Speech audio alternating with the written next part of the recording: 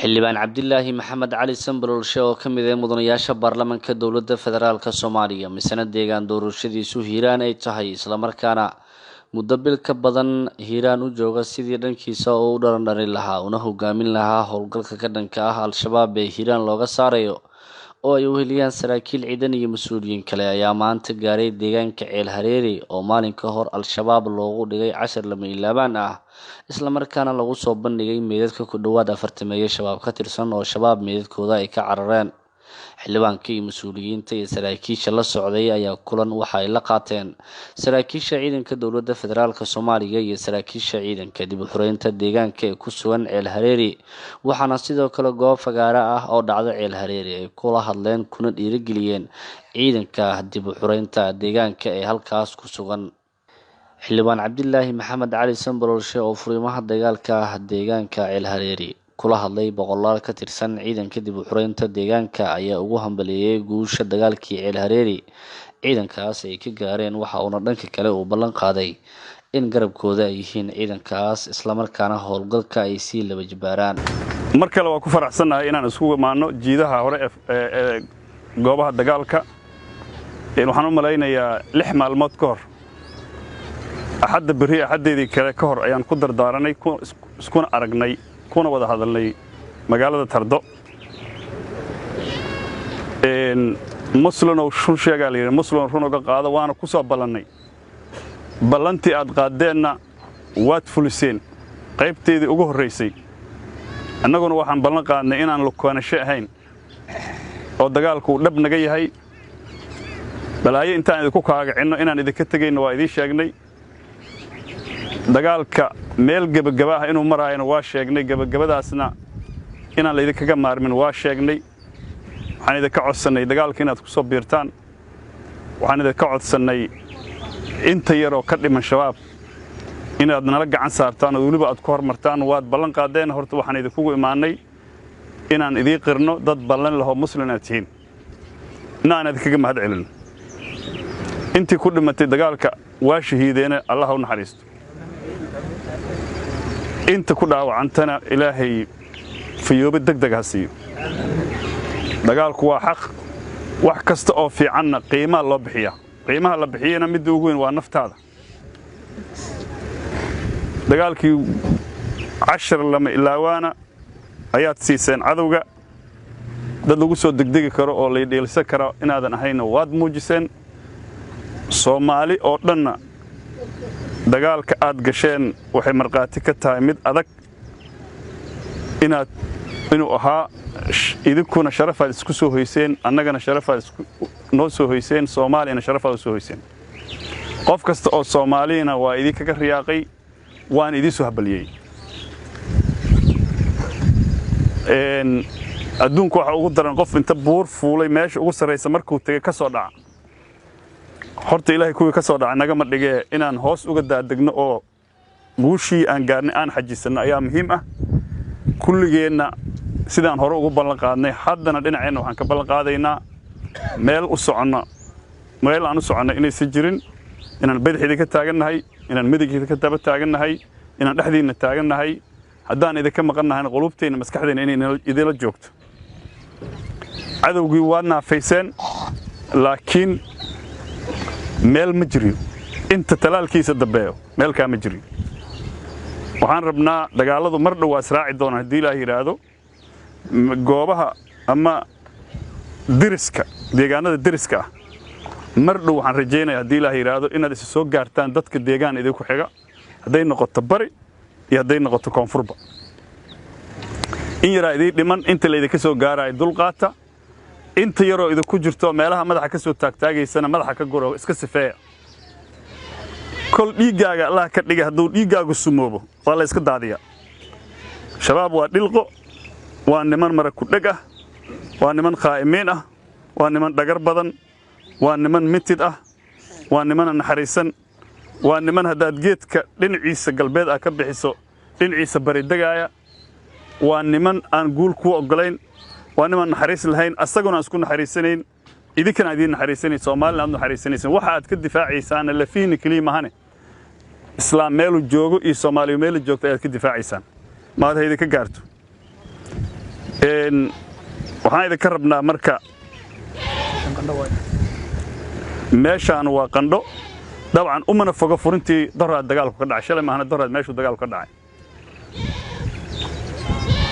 waxaan rabnaa meelaha uu hadda ku dambeeyo ama madaxa uu ka soo taagtaagayna waa isla ogna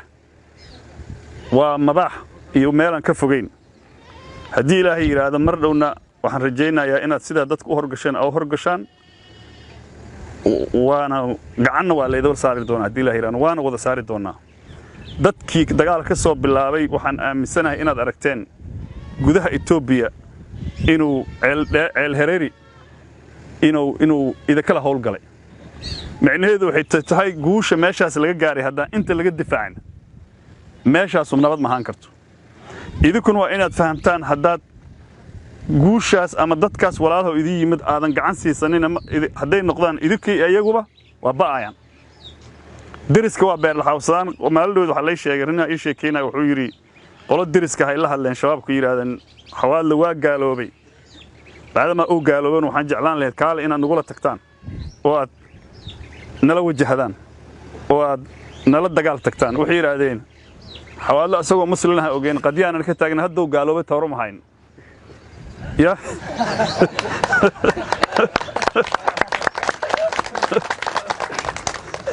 nin muslimo ku naxariisanaa bogaaye kuwiyo soo gaaloobay tawro ma haynay dhaheen ordu wax gaalada ayaga waaye idinka ma kuwa deriska ah waxa loo sheegay doqomaha waa fahamsan yihiin marka dad aan la qaldi karin inay yihiin ayay muujiyaan idinkan horta aan la qaldi maalin dadka ku baahan maalin aad u baahan shalay waa la idin baahnaa maanta dadka idinka u baahan hadda dhiiqadii 36 oo waa ku jirtaan Soomaa shabaab idinka wax dabo asxaan idinka dhaxay ma jiraan dadkii yimaaday waxa la ka shaqeynaysaan inaad haysataan oo aysan idinka tagin oo aad hubisaan intuu shabaab idinkala dhameystiraayo ama dadka deriska ay soo gaaraysaan ama ha noqoto xagga ama inta ha noqotee horta dagaalka in lagu sii adkaysto sabab u noqda baadama aad sabab u noqoteen dadka Soomaaliyeed inaad tusi kartaan 12 saac oo xiriir shabaab in la wajihi karo oo hal saac uusan hakada dagaalku u sagil oo daqiiqad ka bes waa la socday waa si xoogaysanay horay gadaal anaga hadda waxaan noo dhow horadaasuna waxay tahay inta yar oo hadda noogu dambe meelaha oo waliba hadda uu leeyahay wani waa weyd ka baxnay naga xara waa beentis imanka horta meesha jooga inay Afghanistan ka dagaalamayaan iyo inay Soomaaliya ka dagaalamayaan iyo inay ka dagaalamayaan mabax iyo inay ka dagaalamayaan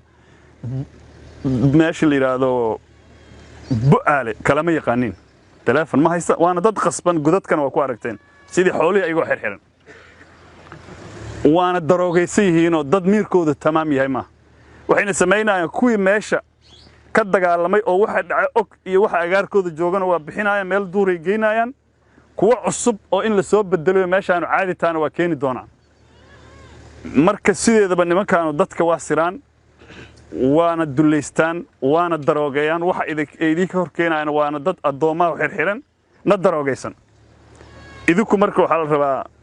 dadkaas inaad la tacaamulaysaan oo wax ku darsanaysaan inaad ku tala gashiin wax caadi wax ku darsamaysaan guulaan idin rajeeyna hadii Ilaahay yiraahdo annaguna meelaan u socono lama arko waxaan hubinaynaa hadii Ilaahay yiraahdo dagaalku inuu israaco dankeena waa iska raacsiyahay meel kale oo ii sheegeen haba ka jira ama daah wax ka jiraan dhici karta taasna waxaan rajeynayaa gadaal laga ma kala haray in la iskaga daba yimaado sida ugu dhaqsiyaha badanna garbiina la soo buuxiyo guuleen ay rajeynaa hadii Ilaahay yiraahdo inteeda ka dhimatay Allah u naxariisto annaga waa ku qasbanahay geeri laakiin geeri ujeedo xun inaan ku dhimo ma rabna annaga si maala yacni oo xaq darro ah oo laga baaqsan karo inaan ku dhimo ma rabno laakiin hadeen hurwayso waxaan ku qasbanahay naftaada iyo maalkaaga iyo sharaftaada iyo inta hooskaaga joogto inaad naftaada ku difaacday maalkaaga ku qasbantahay dagaalkaanu dagaal aan anagu dooranay maahan midna la ku qasbay waa midaan ku qasbanayna waa midaan ka leexan karnay ma inta dhimanna Ilaahay waxaan ka rajeynaa inuu nagu guuleeyo guushana Ilaahay in Ilaahay isku kaayna raaciyo ayaan rajeynaa hadii Ilaahay yiraahdo guul ayaan idin rajayna niman soo majeestayaal ayaa tihiin awl xoogaa dadkeennii ka yimid waqooyi bacdama shabaabku aan isku badbadanay daal badanna waa ka muuqdeen dadka shaki badan oo in la iska dhici kara ah in kalena xoogaa dadka xoogaa waa iska lulaan laakiin dadka qalbiga u adkayseen dhiig cusubaad geliseen rajo cusubaad geliseen waxaad soo biiriseen xirfado iyo geesinimo iyo adkaysi aan la qiyaasi karin intaas kuwada walaalo jiraatii waa igu bannaan tihiin codsigayna iguma ceebayninoo waxaan idhi meeshaan qodax yaroo ku jirtay siiba waa siibteen guushii annaguna waa idal adkaynana idinkuna adkeeya waxaana laydinka rabaa qof kasta oo dadka meeshaan degana oo qaangaara wiil kastoo qaangaara inuu dagaal ka soo qayb galo waxaan kaloo rabnaa qof kasta oo awoodo ee qori gadan kara inuu gato hadduuse asagu gadan karin qof kasta ee qaraabadiisa ee dibadda jira inuu qori u gado annagu waxaan ka shaqaynaynaa si qayru caadiya dadka deegaankan degan in loo hubeeyo mana laga gabanaayo hubla'aan horta cadow maa iska dhicin kartaa anna maa qaqaninayna marka ha la iska dhiciyo xoolo ninkii haaya boqolkiiba 50 ama 60 haggooda qori ha kala soo baxo iyo wuxuu isku difaaco waayo hadday soo noqdaan rajo ah inaan wada heshiino wada noolaano wax qaybsanno maan rajo ka qabnaa badda inaan ku darnaana la ka rabaa ilaahay annaga badda noguma dare nimankaas marka haddii ilaahay yidhaahdo waxba iskugu makaani dhina bacdama oo si waxba iskugu makaani dhinayna waxay tahay qori caaridiisa naga dhaxeeya nin walba qori waa inuu soo gato arrinkaas waa yabo anna waa idin kala shaqaynaa qof kasta inuu qori helo si kasta ku heli karo ilaa annaga hadda qori dawladeeda dawladdu wax idin siina ma leh laakiin annagoo reer hebelowshaa intaa isku noqonno dagaalka annagaa bilaawni soo ma si nimankaasu aysan noogu soo noqon qof kastoo annaga qori waa inuu geed la hoos galaa oo ay taaka i qaadaan ay waayaan guulaan idin rajaynaa insha Allah maalmaha soo socotana howlgalkii maha ka doono waa sii maxaan ku dhahaa laba kaclayn doonaa waa sii xoogaysan doonaa meelaha ay madaxda ka soo taagaan haddii ilaahay yiraahdo maxaan ku dhahaa adduunka aad arkaysid baalkaan ma aragtay oo laleeyahay gorgorka baahalaha intiisa badan waa dilaa laakiin gabsasta ma dilo sababta oo gasaska u dilan waxay tahay marka masasku iyo abeysooyinka iyo godadka galaan ee inta ka daba gashay saysan waa ka soo saaray godka kadibna asagu waa qabana waa dafaa marka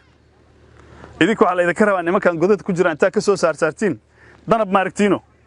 ciidamada xoogga ma aragtiino kuwaasa gorgorkoodii garaacay oo madaxa ka tumaay casharkii maalin dhow la siiyo kaleeto gaal islaam wuxuu yiri ciidanka xoogga dalka Soomaaliyeed saan waa inuu dagaalo hadii guushana waxa la yiri mid guul darro ku horseeda jira iyo guul darro guul ku horseeda yaan la kibrin yaan la isdhigan yaan la dhiyalsan cadawga nin walba meeshu joogo ha ka diyaar garoobo hortiisana ha u socdo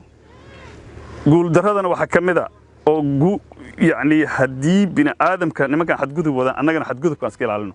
درس كنا كو حد جذبنا أسكيل علىنا أنا كنا أسكو حد جذبنا أسكيل علىنا إلهي أنا كو حد جذبنا أسكيل علىنا حد جذبكو وظلم جاي حد جذبكو لبض وقطر كبر كان أسكيل علىنا ولا على جراتين قول عادي رجينا هدي له يرادو هدي مال ودت كنا للجو قار كمية هذا ما أنت وأنا جهوس يا وأنا لحم المط إنك يرسمه hadii karta howlgalka ugu horeeya qaar kamid oo idinka kamid qaar kale walaaliin inay ku shahiidaan qof kastana cibaadadiisa aqoontiisa ha toosisto waxa loo socdo waa cibaado waxa loo socdo dad inaad dishid ama aad dishid kaliya waxa loo socdo ummad badbaadideeda waa badbaadana ummadeeda waxa laga rabaa adiga ku inaad badbaadid oo aakhiradaad u turatid adduunkaagana aad u turantid guulaan idin rajeen intana waxa la socdo xillaan Cabdi Maalik oo la socota waan taqaan kan واتقاني سوما افتوحة تبعتهم واي محمد إبراهيم سياد تلفزيون كعالمي كالسن ديغان كعيل هريري